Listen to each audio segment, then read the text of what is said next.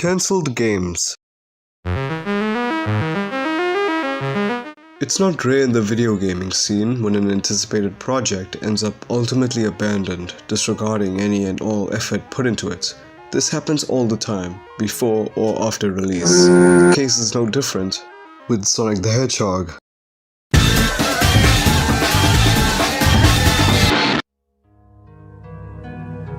For years now, Sega has been scrapping upcoming Sonic games for a multitude of reasons. An example of this being Sonic Extreme, a Sonic game that was being developed for the Sega Saturn, one of Sega's biggest commercial failures. The game was eventually caught into immense development hell, and the rest is history. Considering how often this happens in the franchise, there's one type of genre that, in my opinion, takes advantage of it like no other. That genre being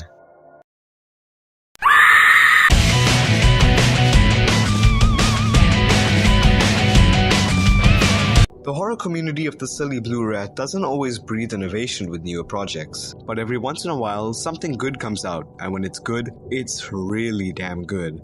Back on topic, the Sonic horror community has a somewhat obsession with using the concept of cancelled Sonic games, portraying a Sonic game that frankly never existed in reality, but does its best to immerse the viewer and to an extent, make them believe it's real.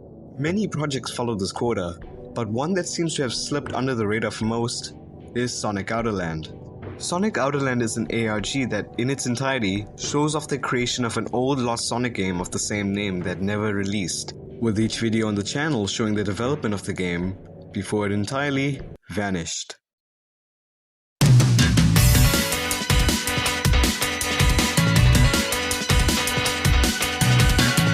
In December of 2020, a YouTube channel was created called Sonic Outerland Archive, with the name being a direct synopsis for what it holds. This channel was made to archive any remaining footage, assets, or builds made before Outerland's development came to a halt. This channel is the only thing remaining of Outerland's development, and is the only piece of tangible proof that this game existed in the first place. It's unknown how this footage managed to surface online, for now at least, but I'm sure all our questions will be answered soon.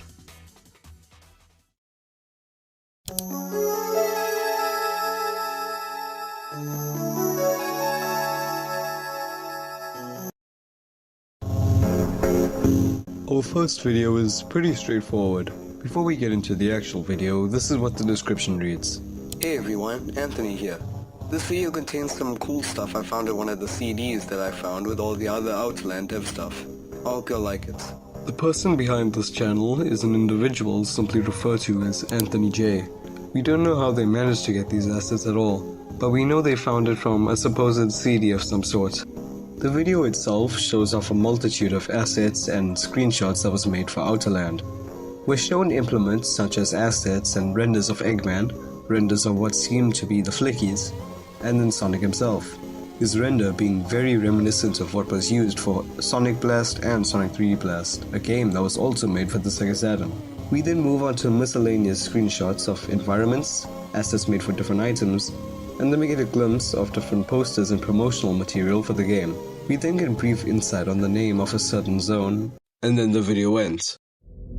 As simple as it is, this video holds quite a bit of information in the time being.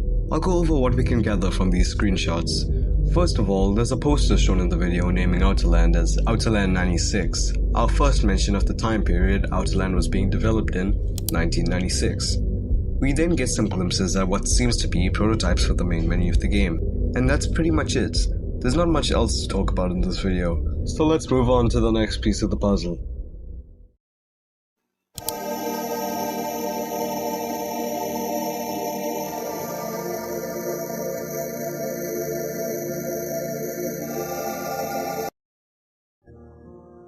Our next video, Level Concept Showcase, is pretty much what the title entails. It showcases footage of a very early build of Sonic Outerland, and the description says that the video itself was presumably made to be shown to Sega executives as part of a pitch. Hey everyone, long time no see. I found this rare tape, which is probably the earliest Sonic Outerland footage available. The tape starts off with a title screen, which roughly says Project New Age in Japanese. It seems that New Age was the project name for Outerland. The tape consists of a showcase of 3 levels, Grassland, Funland, and Mountain, and the player controls a pre-rendered sprite of Sonic. The game seems to be not running on a Sega Saturn. Instead, it seems to be running on a PC, evident by how the camera moves. This tape was presumably shown around executives at Sega of Japan. The gameplay shown is pretty basic for the most part. All that's present being basic assets and textures, pretty simple level layouts, no music, and something you've probably picked up on already. Sonic doesn't have any working animations. This being the biggest factor to believe that this is one of, if not the earliest playable build of the game. The rest of the footage plays out relatively normal, with it all just being standard movement testing. The only thing really noteworthy that happens is at the end of the video. A credit screen is shown crediting the programming to Hajime Takahashi, and the course design to Honoka Yasuka, and the playtesting to. この自宅様. This is where we first learn the names of the lead developers, Hajime and Honoka. The video ends with a little graphic of Sonic waving. Once again, just like the OSTs, I won't be going into more detail about the remains of the video, because, just like before, nothing really noteworthy actually happens. It's just playtesting footage at its roots. And while I think it's important for building a coherent story and making later installments feel more genuine, it's pretty standard and doesn't have much to go off other than the gameplay elements. So hopefully our third video will have something else for us to chew on.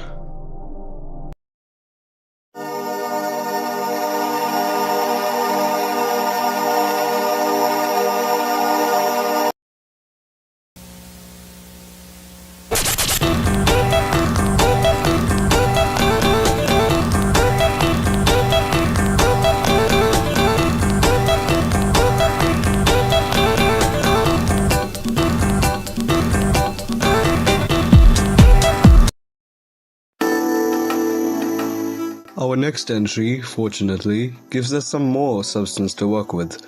We're given an advertisement for Sonic Outerland, dating a little over a year after the level concept showcase. Looking to the description, we're shown the file name of the video, whatever this says. However, when translated from Japanese to English, it roughly translates to "keep secret."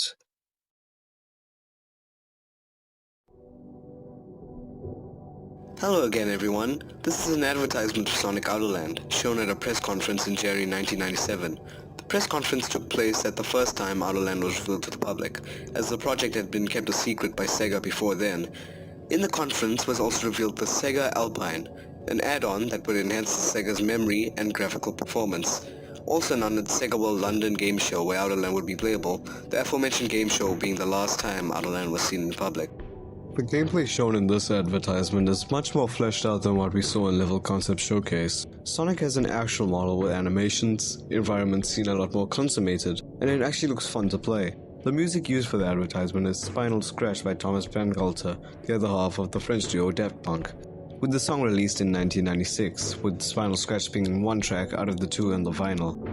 The environments shown strike a lot of similarities to already existing Sonic zones, or zones that would be created way later down the line. The areas we're shown are a lush field, reminiscent of something like Green or Emerald Hill, a snow area similar to Ice Cap Zone, a rocky lava landscape similar to Lava Reef or even the interior segment of Red Mountain, a seaside beach similar to Emerald Coast, and a highway area, something that looks pretty identical to Speed Highway. There's also two other stages that I can't really make out what they resemble. There's a small field with a castle-type structure, and whatever this is. These two stages are the only ones showcased that don't really resemble anything familiar from the series, with all of the other environments being standard areas that Sonic games usually reuse in different ways. Considering the resemblance between some of the Outerland areas and areas like Speed Highway and Red Mountain, since Outerland was eventually cancelled, it's most likely that certain areas were then repurposed for the next Sonic game in development, in this case Sonic Adventure, which began development in April 1997, 3 months after this advertisement was distributed. This is also backed up due to the fact that Outerland was being developed before Sonic Adventure even started production. Even the Dreamcast wasn't in production yet. So shortly after Outerland's cancellation, the lava level we were shown would be used in Sonic Adventure's Red Mountain, and the highway level would be used as Speed Highway. A main takeaway we can see from the advertisement gameplay-wise is that in each stage, a set of what seem to be emerald shards will be scattered in each area, with you having to collect all of them to probably progress with the rest of the game. After the footage plays out, we're shown a brief graphic of Sonic against what seems to be Eggman, standing atop of a large foreboding pillar. And then we're shown one of Sonic's most iconic rivals, Metal Sonic, sporting a design more similar to Neo Metal Sonic, a version of Metal Sonic that was introduced in Sonic Heroes and would be used time and time again in more recent projects, if not just mentioned. Metal's face then gets taken over by darkness and the title for Outerland takes its place, indicating the supposed end of the video, yet a very vital piece of information is at the very end of the advertisement. We're shown the logo for the Sega Alpine along with a graphic to go with it. The Alpine was an add-on for the Sega Saturn, just like how the Sega Genesis had the 32X. And that's it for the advertisement. There's a lot more substance in this video, which is good because the last two ones were kinda lacking in that department. With nothing else to mention about the advertisement, let's move on to the next video.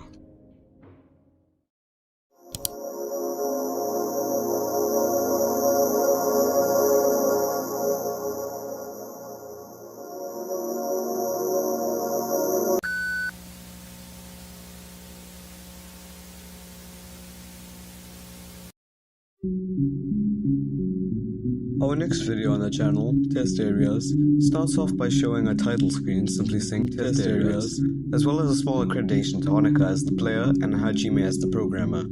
After that, a small loading screen is seen before then showcasing the gameplay of the Test Areas. Controlled by Honoka, Sonic goes through various rooms, 6 to be exact, while hopping and running around. All these rooms but the last one have the same layout, but with several changes, such as every room having a different color. The second room containing a warning symbol, the third and fourth room being flipped along the x-axis and having a display with flashing X, Y, and Z, and the fifth room being flipped on the x-axis and rotated 90 degrees, as well as containing additional assets such as rings, flowers, and palm trees. Hello again, this is a VHS recording of a test build for Outerland. Apparently it is being played by Outerland's lead designer, Honoka Yusuka. The end message says, "Did you make this?" I don't know what this means. Looking at the gameplay, it seems Outerland uses the same engine as Sonic Jam's hub world. This makes sense considering Jam's home console was. The thing is, Sonic Jam only released in June of 1997, a little over a month after the last remaining footage of Outerland before its cancellation. So what I think is, after Outerland got canned, the engine, bear with me now, was reused for Jam's hub world, just like the situation with Adventure that I mentioned previously. The hub world in Jam is pretty small, so I can see it taking a shorter time than a month to make. The first room is entirely blue, only consisting of a small space to run on, stairs that lead to a higher platform, and an entry to the next room. There's nothing really noteworthy that happens in this room, so Sonic runs around a bit before going up the stairs and into the next room. The next room takes on a pink tone and has the exact same layout as the first room, as mentioned before, the only difference being the floating warning symbol in the middle of the room. My guess is that it would have the same function as the warning icons in most Sonic games that normally indicate a bottomless pit. The third room uses more neon colors and is the same as the first two rooms, just inverted, as the entrance to the next room is now on the left and the stairs are now on the right. As mentioned earlier, a graphic continuously flashes on screen, simply saying X, Y, and Z. As of now, I'm not sure what these are supposed to mean. At first I thought it was showing buttons on a controller, and then I realized I was fucking right. Normally a controller wouldn't have the button using the letter Z. X and Y, sure, that's pretty prevalent in certain controllers, but we don't see Z used much as a button symbol. Except for the Sega Saturn controller. The Saturn controller is a weird one, having 6 buttons, 3 labeled ABC, and the other 3 labeled XYZ. So the graphic probably indicates different inputs needing to be pressed. It's also important to note that after a while the entire room's color changes, going from a cyan and neon yellow to a more darker reddish brown. After a brief moment of being idle, Honoka continues by jumping into the fourth room. The fourth room is the most unique out of the bunch, with having a completely different layout and actual assets thrown around. The assets used don't seem to fit where they're placed, but I think they're just there to test how these assets would be when interconnected in different environments. Sonic then jams out to white noise with the flowers for about 30 seconds before grabbing some rings and jumping into the final room. The last room we're shown is completely blue and only has a computer in the middle of it, flashing red and blue, colors we'd normally associate with Sonic himself. I don't think this holds any relevance, but it's just something to note. Sonic then jumps into the computer, probably with hopes of something happening, but it doesn't do anything. And after a while, we're shown the statement that was mentioned earlier. Did you make this?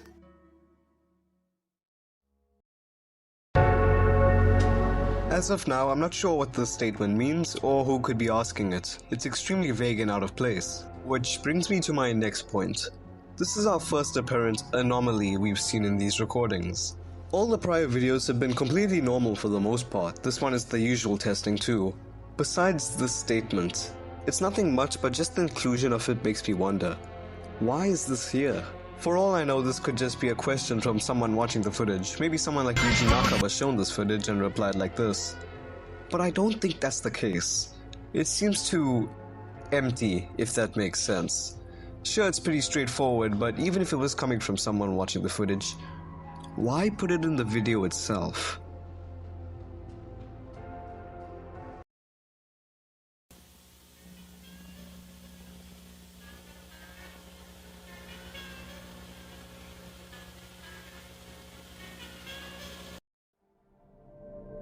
The next video on the channel, simply titled Maze Test, starts off with a message by Hajime in which he informs that the build is a small test to see how big the levels would be, translated by a friend of Anthony's as stated in the description. Another early recording. This seems to be one of the last builds to use the level concept showcase engine, and as expected, it indeed was running on a computer. This build was used to test how big the levels could be. Subtitles by a friend. There's also a file name in the description, but it's not a translated message like the advertisement's file name. It's instead just the full date of the name this recording was made, January 4th, 1996. With this video, we've now gone 10 months back since test areas, due to the non-chronology of uploads. The video shows a recording of an unseen playtester, which I would assume to be Hajime, starting up the test build.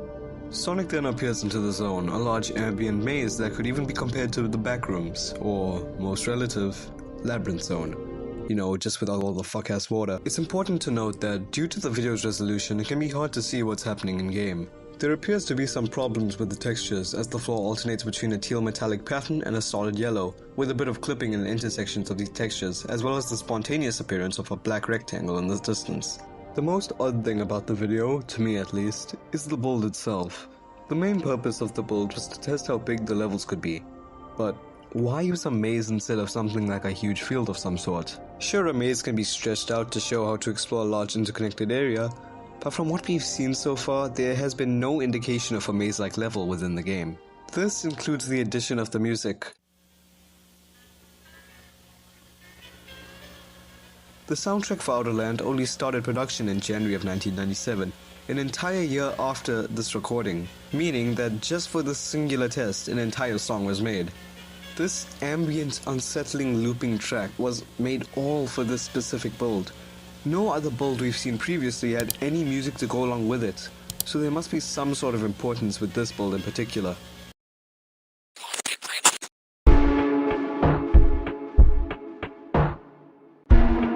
Sonic continues his trek until at about 3 minutes in, the video goes dark for 10 seconds before returning to normal. This happens multiple times throughout the recording, so I doubt it holds some significance. But at around the 3-minute 20 mark, the music abruptly stops. Hajime doesn't really seem concerned by this, as if the music stopping was supposed to happen. But why would it?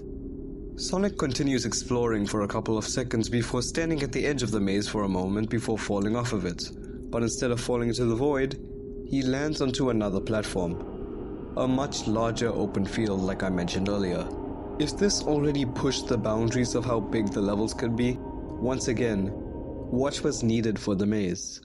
Walking further, a set of structures appears in the distance. Upon closer inspection, he discovers a floating platform with no collision and then encounters several more structures, all like those usually seen in the test levels. The video then goes out again at the 6-minute 10 mark, and when it comes back, Sonic clips through the floor, this time falling to the void. Then after a bit, the music suddenly comes back.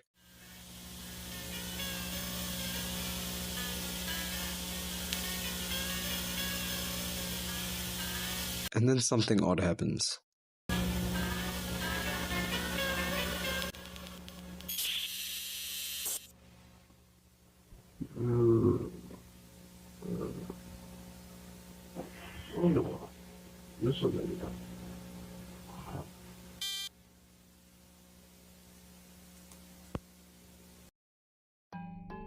That crash, whatever it was, could be the product of numerous factors.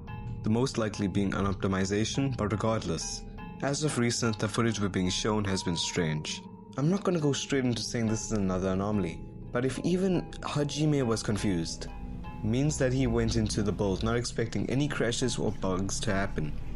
We don't have much info to get a clear answer on what that was, but it didn't happen intentionally.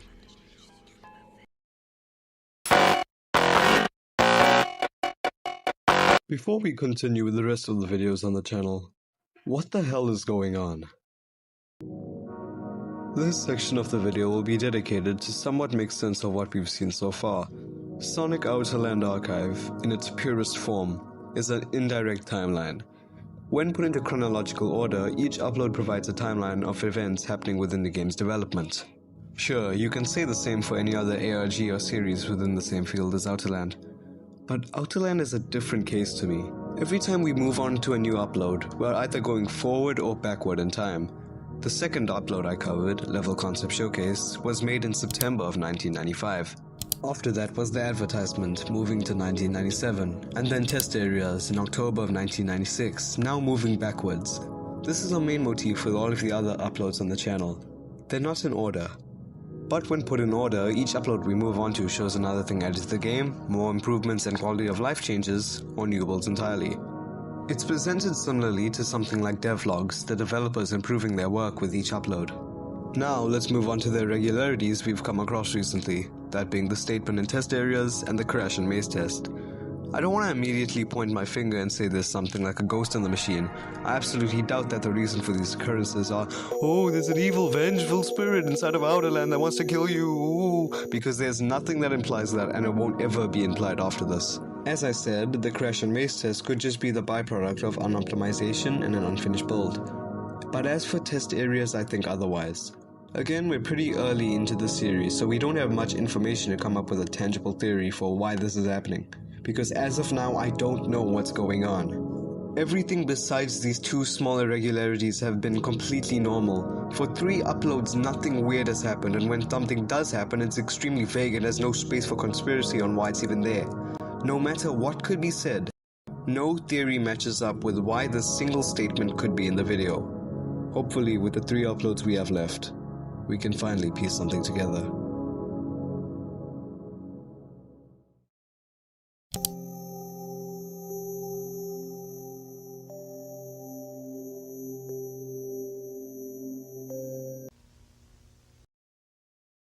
May 18th, 1997 is the first video on the channel that doesn't just directly tell us what the video consists of in the title. It's instead the full date of the recording creation, May 18th, 1997. The description simply reading, Gameplay footage. Some parts are cut off. I don't know why. The video starts off with a boot up of both the Sega Saturn and the Sega Alpine, before then giving a prompt to insert a password to access a game file called SO05-1897. I'm not sure what this file name could mean, but for all I know it could just be a string of letters and numbers with no other product, as the code itself isn't a date as I would usually expect. The player then inputs a password CABBBAAACC, once again being another code I would assume to be nothing. A title screen for Sonic Outerland is then shown along with the title music playing.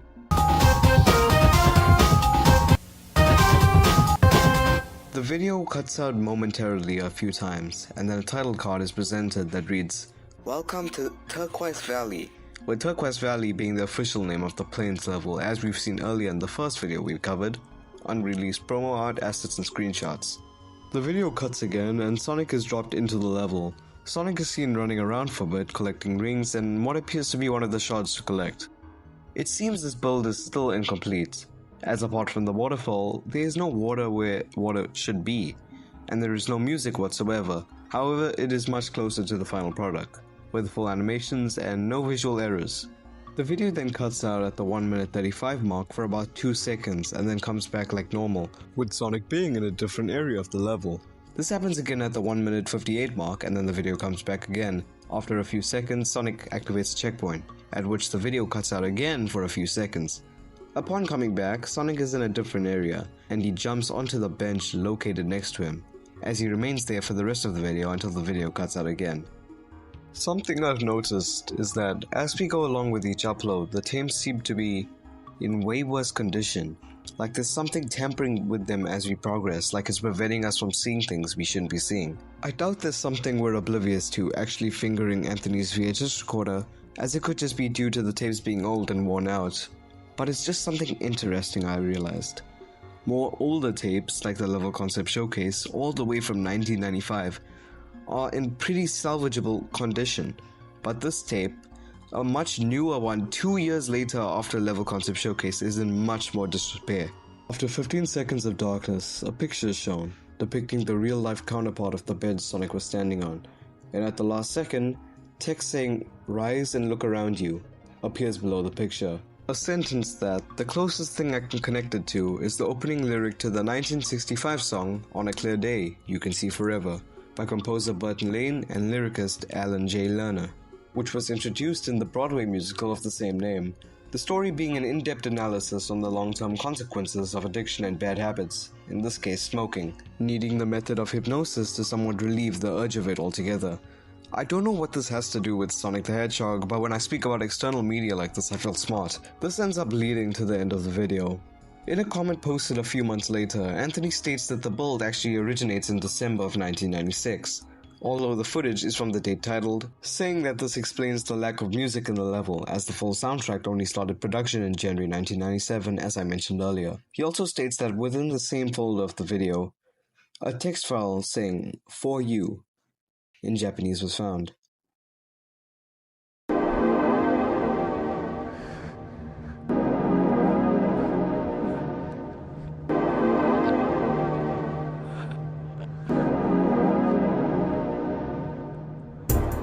Considering the names of both of our lead developers of Outerland start with the letter H, it can be hard to tell who this is from, Hajime or Honoka. Contrary to what this comment says, despite the build originating in 1996, this footage is the last remaining piece of footage ever recovered of Outerland's existence. Looking back, Outerland's release date was somewhere around late 1997, and if this recording was taken mid-1997, few months before Outerland's intended release period, something must have happened. I'll come back to this later, when I finally give my entire analysis on the channel, because as of now, something different is in our hands.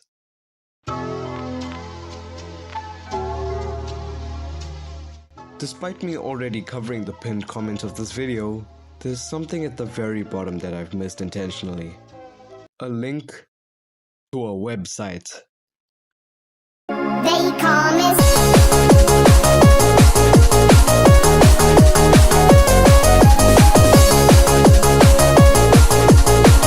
Before we continue with the rest of the videos on the channel, the website is a pretty important part of Outerland, being brought up again in the future, so exploring the site in its entirety could provide us with some vital information. Entering the website, it's pretty bare bones to say the least. Not in the regard that there's nothing here, there's quite a bit to unpack, but it just seems very ambient. First off, we see a message that says, Note, website is not complete. Check out the archive here. Anthony J. with a hyperlink leading to the channel. This also clarifies that Anthony was the one behind this website, most likely for archive purposes. The homepage reads like this. Sonic the Hedgehog returns this summer 1997 for a brand new 3D adventure. Dr. Robotnik has sent Sonic into another dimension. The Outerland is where Sonic finds himself in. But he ain't the only one there, that's for sure. New friends can be found here, and also new and old foes. Sonic needs to go through dangerous zones, such as a ruined temple set on top of an active volcano, a city connected through highways full with robot cars, a beach invaded by Robotnik's evil pirates, and even a haunted amusement park. Sounds exciting, doesn't it? Well, you can play this awesome adventure when it comes out on June 20th of 1997, only on the Sega Saturn and Sega Alpine add-on. The first thing I noticed when looking at this string of text is that we get a solid time period for when Outerland was intended to release. Summer of 1997, more specifically June 20th. 1 month since May 18, 1997, our last remaining footage of the game. Outerland somehow was cancelled within the span of a month before its release date. So what I want to know is, how did something so bad that led to the entire game being erased from all records happen right before release? The rest of the website consists of 3 sections, an interview with Outerland's developers, a games section, and a photos section. For the sake of simplicity, I'll be going over these 3 in the order they were implemented, starting off with the interview between an unnamed interviewer, Hajime, and Honoka. We have prepared a small interview with the lead developers of Sonic Outerland, Hajime Takahashi, and Honoka Yasuka. Thank you for being with us today. Could both of you describe what the Sonic Outerland project is about? It's a new world. Literally, new environments never before seen or capable of being created. A giant land to be explored with lots of challenges to be beaten. Like Yasuka said, this is a revolutionary adventure. I can safely say this would not even be possible to recreate in any of the other game systems on the market. With the Sega Alpine add-on, this game becomes a state-of-the-art piece. These 3D models would have not been possible a few months back. Really. Okay, now that you've mentioned it, could you tell us a bit more about the Alpine? The Alpine was probably the hardest part of the development process, mainly because we were creating brand new technology out of thin air. The Alpine enhances the Saturn's graphical and memory capabilities by at least 300%. It was a necessity creating this add-on, because before it, we were just bound by the limitations of the Saturn. So, what is the most exciting part of this project, for both of you? Oh, I think it's getting to see the final product getting assembled. It's really gratifying seeing a project you worked on for 2 years get finalized. This has been a great journey. Agreed, the development of this game led me to improving my work a lot, and hopefully after this is done I can continue working on revolutionary projects like Outerland. Yasuka-san, what level is your favorite in the game? Probably the carnival one with the ghost robots and all. It was really fun to model that. I would also say that the last level is great, but telling what the surprise is would ruin the fun. How did you two join Sega? I was hired back in 1993 because of a programming contest that I won. I didn't really work on much before Outerland, besides a few things on the Knuckles Chaotix project. I was hired the same year as Takahashi-san because of my work as a 3D modeler for some commercials. I didn't work directly in the development of games before I joined this project. I used to do promotional artwork for Sega Mega Drive games. Sega Mega Drive is the name given to the Sega Genesis in other countries. Ain't that interesting? How did you come up with the idea for Outerland? Well, I was bored one afternoon, back in 95, fiddling with some development systems, and then I made a rotational 3D low-polygon sphere and changed speeds whenever you press the key. Nothing super impressive at all, not even back then, but I was inspired. I imagined the sphere as a planet full of little adventures to be had. I then contacted a work colleague that was doing some 3D stuff for Chaotix to help on this little project. That colleague turned out to be Hanaka. We were going to use an original character at first, not Sonic, but we realized that if a recognizable character was used, we would have a bigger chance of approval. We made a rough little prototype, we recorded a playtester playing it, then we did a meeting presentation, the video cassette, to a whole lot of Sega executives and Sonic team developers. They liked the project and, well, here we are. Okay, this is the final question. What are your expectations for Outerland? Probably will blow some minds, but seriously, I hope it will live up to your expectations. This really has been a passion project, and I think the work will finally pay off. This project really became something bigger than we expected. Something special, really. This interview was one of the last remnants of Honoka and Hajime's input about development. There will be more said by them, but for now this is all that we have. Alongside a picture of Hajime and Honoka standing beside a monitor with the Outerland menu on it, accompanied by the lone words, "Something special." Backing out of the interview page, we now have the opportunity to check out the other 2 pages of the website, Games and Photos. Starting with Games, when clicked on, it takes us right back to the interview. If it was going to do something as simple as direct us to a page that was already in use prior, the first link on the website, what was the point of making this game's hyperlink? It surely must have had some other significance or use, but considering this is an archive of the website by Anthony, it's possible he just couldn't find what it directed to initially. Now moving on to Photos, when clicked,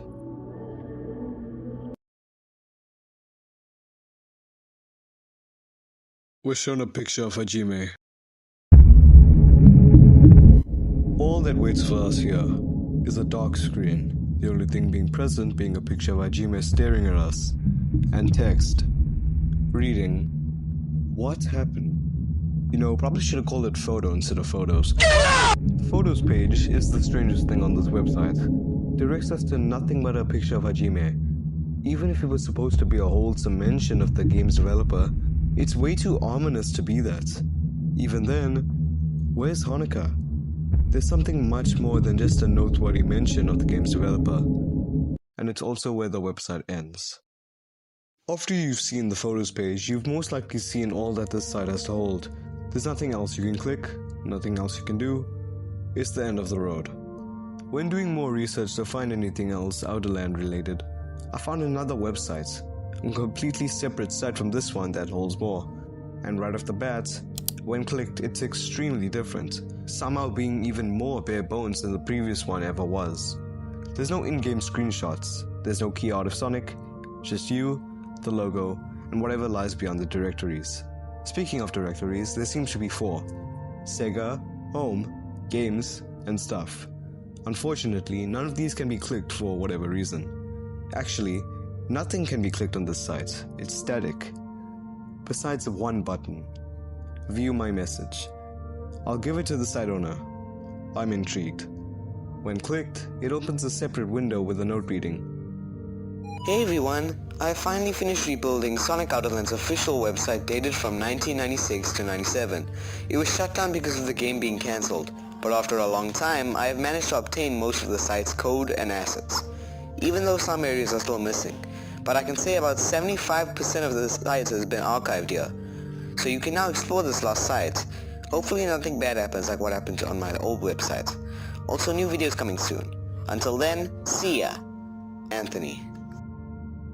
Looking at the message, it seems Anthony is behind this site as well, and that about 75 of the website has been archived. If a singular page already accounts for 3/4 of an entire site, I would assume the main thing didn't have much to uncover. He also states that he hopes nothing bad happens to this site, like what happened to the last one, most likely referring to the first archival site we covered. I'm not sure what he means when he says something bad happened to it, but for all I know, it might have to do with the photos page.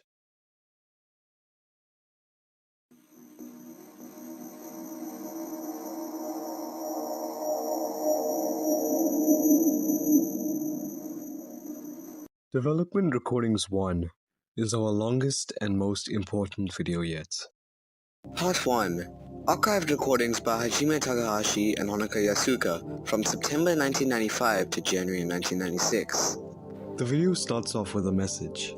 The following footage details the development of Sonic Outerland. Most of these recordings were made by Outerland's main programmer, Hajime Takahashi, along with his work colleague, Honoka Yasuka. Mr. Takahashi disposed of these recordings back in 1997. After months of restoration, it's time for their release. For better viewing experience, these tapes are split into parts, around 4 tapes for each video. Information about Outerland's devs on the internet is almost impossible to find. My attempts at contacting both Takahashi-san and Yasuka-san were sadly unsuccessful. Although photographs of developers are scarce, they are not non-existent. Honoka Yasuka, photo taken circa 1997, found in a magazine interview. Hajime Takahashi, photo taken circa 1995, found in an ID card. そしてそう見るとこのレベルのスキルは開発ととてもスーパー 30X でできることの渋滞はあります。それなのにそれだけこの小さな遊び場が高橋さんの演じの実力なんですか？いや、それどころは実はこれが演技の最初人の良いようなのです。でもなくさん、ゲームで一番大事なのはスキルやいないってこと覚えておいてください。What we've just seen was a conversation between Hajime and the creator of Sonic the Hedgehog, Yuji Naka, during what seems to be a showcase of an early build of Outerland, more specifically the level concept showcase build, giving us confirmation that this recording dates back to sometime around late 1995 as stated in the description. There's one specific statement that really sticks out during this conversation, that being, You must remember that scale is not the most important aspect in the game. You should know that. I probably shouldn't overthink this statement for anything it isn't supposed to be indicating, but it could be a direct jab to Naka's development history. Yuji Naka left Sonic Team in May of 2006, with the last game he ever directed being Sonic 06, a game that's infamous for being overambitious and falling flat on its face in output. And then there's the most recent game he directed, Balan Wonderworld, another game being infamous for, well, sucking ass. But one of the many reasons it released as abysmal dogshit was because it had a lot of ideas and concepts that were just way too ambitious for the team over at Square Enix to create under certain conditions. He also got kicked out of the project 6 months before release, so let that sink in. Coming back to Outerland after that little session on shitting on Naka, the tape fizzes out after the aforementioned conversation, showing us images of Sega HQ and what seems to be a forest before cutting to an image of the moon. I don't know what this could mean, besides it being the thing Eggman likes to piss on, but as of now, it just seems that it and the jungle are some random assorted images. After a bit, we see a command prompt, with the prompt start ceqrec.exe being typed in. It then opens up a screen further confirming that what we are watching is being recorded sometime during 1995. There's a bunch of file attributes with seemingly incoherent text as names, and let's just say I spent an embarrassing amount of time trying to figure out what these mean, only to find out that it's fucking nothing. After a brief loading screen, we're then greeted by an audio log by Hajime himself. これ以上は私の名前は高橋純です。私はゲーム会社セガの社員です。この音声は New Age プロジェクトと見解を解剖するために収録をしています。New Age プロジェクトは私が少し前に思いついたゲーム3D のソニック大丈夫のゲームです。人部が関わったプロジェクトが治療してほしい。セガの春の限界に収束するために 3D のプラットフォームゲームを問いました。当初はニュースを説明する予定でしたが、数週間後にセガの新しいゲームであるサタンに変更することをしました。セガサタンの方が波動団体が作れているだけでなく、クリア紐をウェルカムをすれば、とにかく、これはリアルタイムの映像がをさせてできる特別にプログラムされたすべて私が作っている最初のアーカイブフィルムです。そういえば、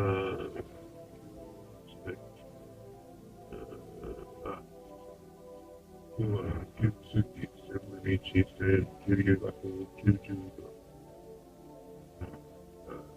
空軍の月が花形と一緒に、セガの看護娘にニューエイジプロジェクトの一義を、この科学的な開発開始の承認を待っているところです。野中さんは 3D モデリングを担当し、彼女はレベルをアクションステージと呼び、私はプレイヤーの動き、プログラムを担当しました。この他は 3D モデルに人があります。個人的なところ、ベーシックすぎる本文もありますが、これは別のということで、個人的なところ、操作性はもっとよくできたと思います。でも、全部は決めているようです。おそらく週明けにはセガから返事が来ると思います。この方、私はその知らせを聞くのを楽しみにしている。セガからの回答があれば、また録音しました。とりあえず、さよなら。The rest of Development Recordings 1 is practically just made up of these audio logs of Hajime, so I'll be going over them individually. Hajime starts off with giving a simple synopsis of what the New Age project really is. He then gives further insight on what he's using to make these logs. A specialized editor with real-time video playback, which, considering the time period these are recorded in, are really game-changing. and also a concrete date for when this recording takes place, September 21st, 1995, the same month as the level concept showcase. Not only does this give us the date of our first audio log from Hajime, but considering the showcase we saw during the conversation between Naka and Hajime was the level concept showcase, it also confirms that the 21st of September is most likely also the full date of the initial recording.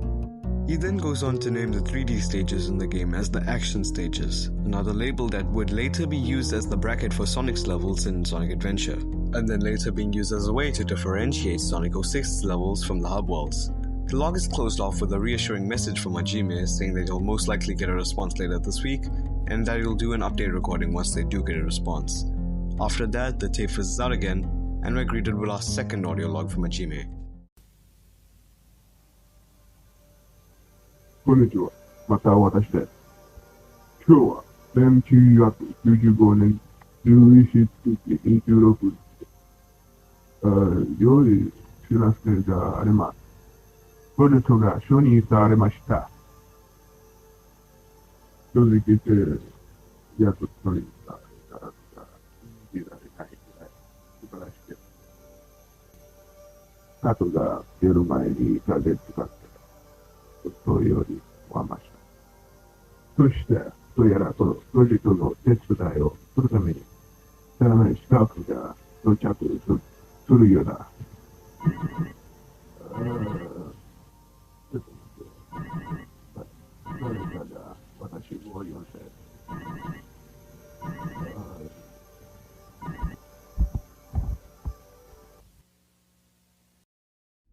Our second log takes place 2 entire months after the first one. For whatever reason, it took 2 months for Sega to greenlight Outerland's production. And it's not like Sonic Team was too busy working on anything else at the time. The only thing that came around within September to November 1995 was fucking Tails Adventure. This is something that Hajime also acknowledges in the log too. But why? Why does something such as a simple approval of a project take such a lengthy span of time? But for now, not even Hajime himself knows. The log cuts to black after Hajime gets a phone call from someone, until it comes back with Hajime clarifying that Honoka was the one who called. セガの幹部が新しいゲームの技術、ゲームのストーリー、プロジェクトの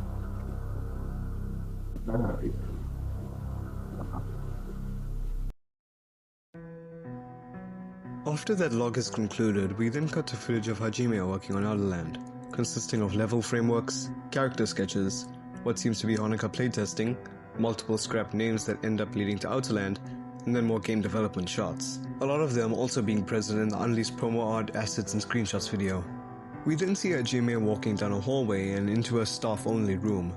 This entire segment of the video is such a jarring transition from the formula we've been fed for the last few entries of the series. It goes full live action, making this seem like a documentary of some sort, adding realism into this world around us. It's really good in my opinion. We then see footage of Hajime showcasing their newest build of Outerland to the rest of Sonic Team. He then goes through some new information about Outerland, such as the story and some inspiration behind specific aspects of the game. This build of Outerland, labeled Presentation Ver V0.0.5b, shares a lot of similarities between Level Concept Showcase and test areas, although it doesn't favor similarities from one or the other. Sonic has pretty basic momentum, if you can even call it that, a simple jump ball, and an open terrain to run around on. The rings are also bigger than Sonic, so I don't know what's up with that. The presentation goes on for a bit, and say it with me folks, nothing noteworthy happens. Man, who wrote the script? Once the presentation is done, we cut to our final audio log from Hajime. アウトで新しい技術を聞いてもらえた。現在、彼らはそのゲームを連れて、企業的な消費ゲームをリリースしたい。すごいでしょ。最初、僕とゲームの作品を作った世界中をそんなんでいいんですどういうもんですか生きていく力を演するためにの伝えた先を広くコンフィデンスウォーター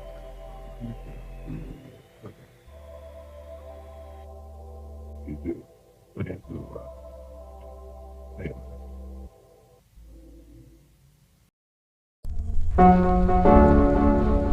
With that, Development Recordings 1 has concluded, but not without some information to spare. Hajime says that the higher-ups at Sega liked Outerland so much that they wanted to make it the next big Sonic game. Okay, that's like all you can gather from this audio log. Development Recordings 1 is important in that it gives us our only insight into development from the horse's mouth so far, although it leaves us with more questions than ever. Outerland as a game serves a lot of similarities to another Sonic game that was being developed at the time, Sonic Extreme. Whereas Extreme had a brutal development process, Outerland just took a long time to get approved for whatever fucking reason. Looking back, the fact that Extreme was also in development at the same time could probably be why Outerland took so long to get greenlit. But considering Extreme was cancelled around the same time Outerland was being developed, it's weird why another 3D Sonic game would be approved right along with Extreme.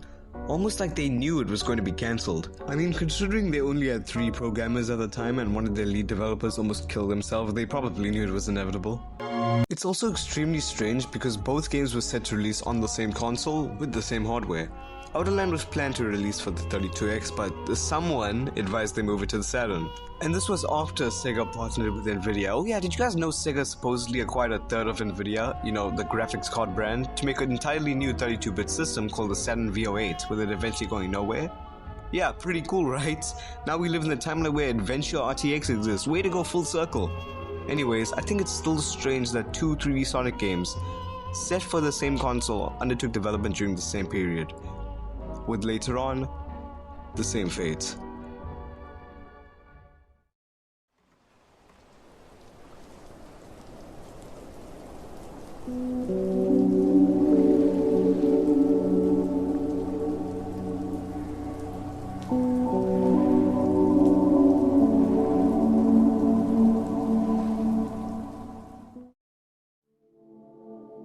Some time ago, someone contacted me. This is what he gave me.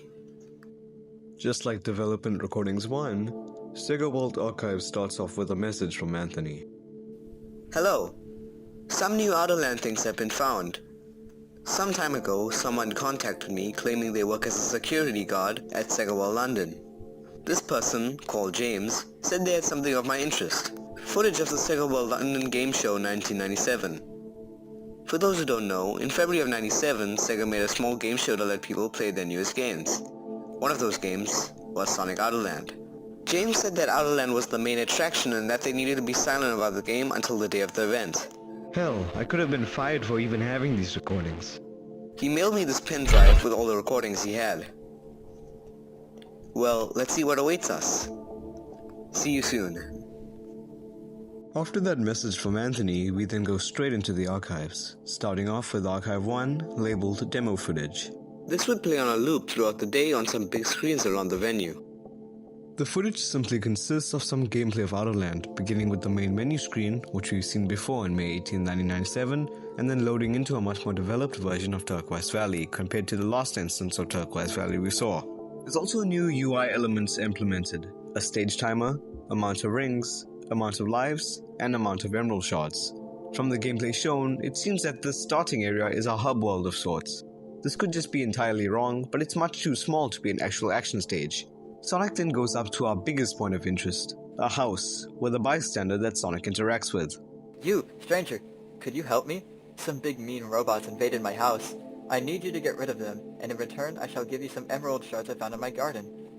With this new objective given to us, Sonic enters the house, where we also find out the name of the bystander we just spoke to, Gene. Inside of the house, it's a big difference from the joyful buzzing ecosystem that Turquoise Valley is. Instead, Gene's house is somewhat dilapidated, shrouded in darkness. A new UI element has also appeared on our screen, this time for the number of badniks killed. The badniks present in the house don't seem to resemble any badniks we've seen in any previous Sonic games, besides what could be the needle nose enemy from Sonic CD, but it's most likely just a coincidence. Let me just say, why would anyone live here? I get that it's been taken over by the badniks and they give off a sort of ominous presence, but like, even then this place is like a Silent Hill area. Sonic gets rid of the badniks and gets transported back to Turquoise Valley, where Gene is very apparently ecstatic. Hey, you've done it! Thank you so much! Well, here's your prize. Gene gives us a price of, wait, 2 emerald shards only? So you're telling me we went through all of that work through their house and probably violated various OSHA regulations. A measly you know what, forget it. We then move on to Archive 2, simply called Miscellaneous Footage. Snippets of some recordings from back in the day, heavily damaged as I left it in my attic for over 20 years. My bad. The footage starts off with a Sega intro and then spirals out of control into various different images. I'm gonna try my best to make out each and every one of them, so bear with me. First off, we see a warning screen with the text, Warning! Viewing of this video cassette is only permitted for Sega World London staff members. Distribution, duplication, or public broadcasting of the media seen in this tape is strictly prohibited and is punishable by law. This tape is only to be used in closed areas, with only staff being in presence.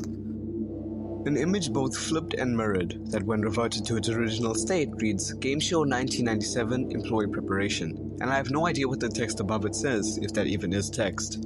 4 boxes with question marks on them, I have no clue what the fuck this is, an employee card, another tampered image that says Segment 1 setting up the show, don't know what this means but it has to do with the employee card, a brick wall, an assortment of equipment that employees need, and a more clearer image of the first tampered image we saw, confirming that the text above reads Sega World.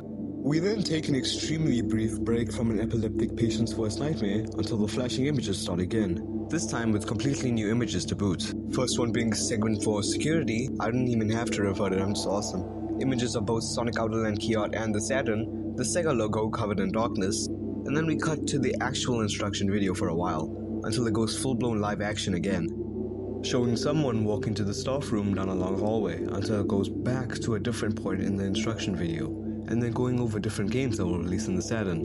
Virtua Fighter, Daytona USA, and Lights. Oh, and don't forget Bell and Wonderworld. The new game Sonic Outerland, which is set to release later this year. Guests will be greeted knowing questions. What did you like the most? What did you not like? What could change? Have you suffered any kind of errors or flashing images while playing it? After they answer the questions, Hannah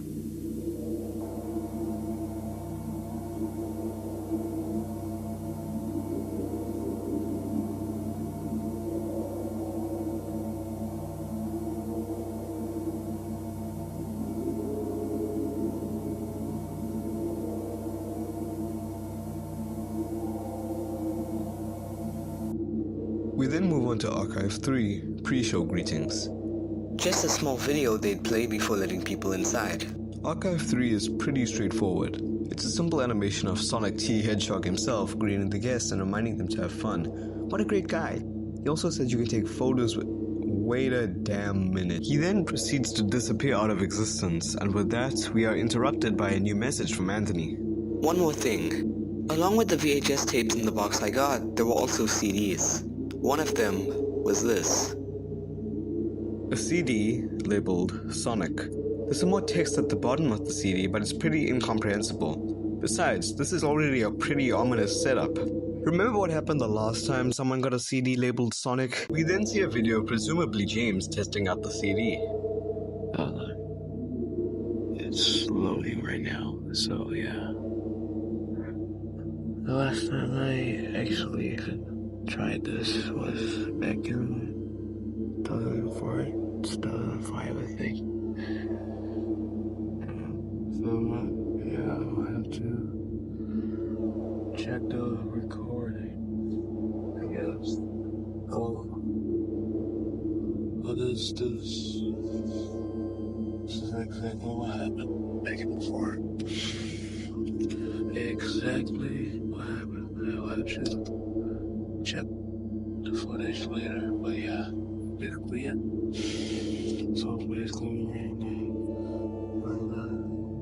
dead end, I guess.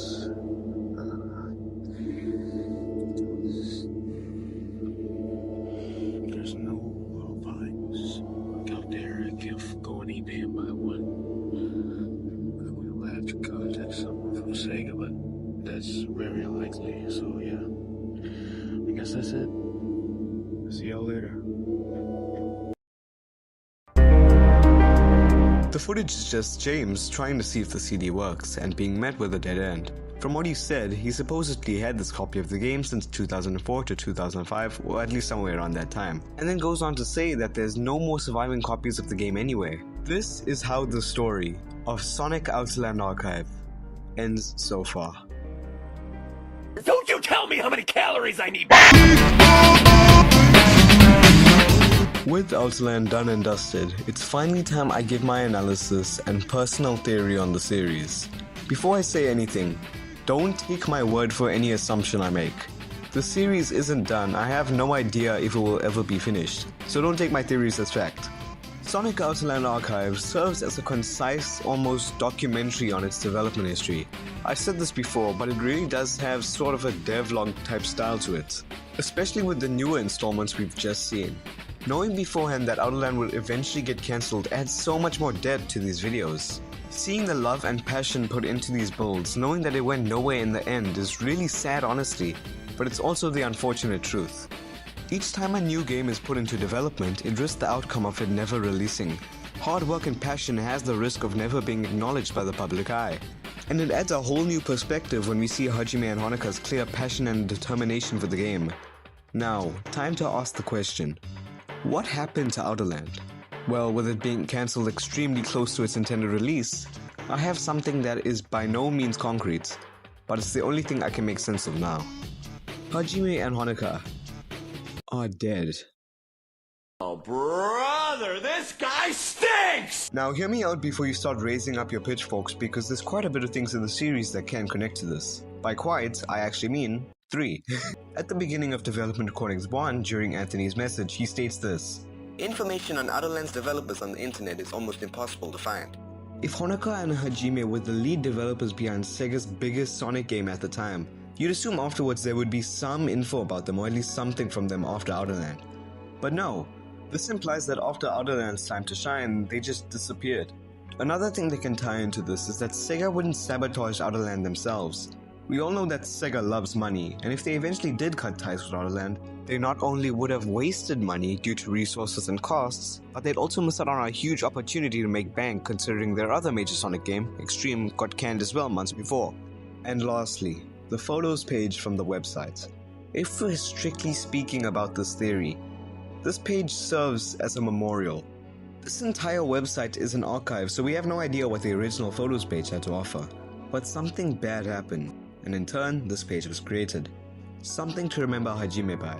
But we hit a sudden oddity. Where's Honoka?